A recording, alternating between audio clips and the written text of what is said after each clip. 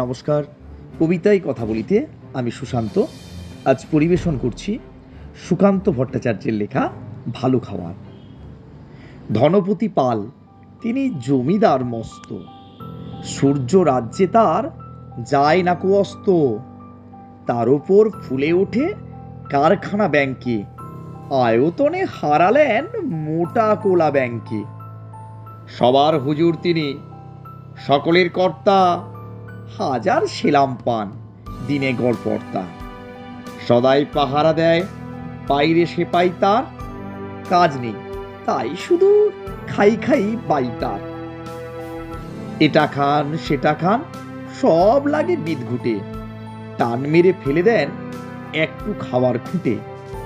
খাদ্যে অরুচি তার, সব লাগে তিক্ত, খাওয়া ফেলে ধমকান শেষে অতিরিক্ত।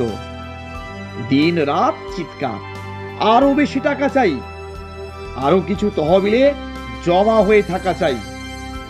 সব ভয়ে জড়সড়, রোগ বড় পেঁচানো, খাওয়া ফেলে দিন রাত টাকা বলে চেঁচানো।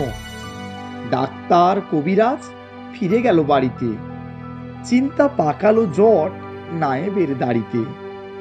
নায়েব অনেক ভেবে বলে হুজুরের প্রতি, কি খাদ্য চাই, কিসে খেতে উত্তম অতি। নায়েবের অনুরোধে ধনপতি চারিদিক দেখে নিয়ে বার কয় হাসলেন ফিক ফিক। তারপর বললেন, বলা ভারী শক্ত, সবচেয়ে ভালো খেতে গরিবের রক্ত। নমস্কার।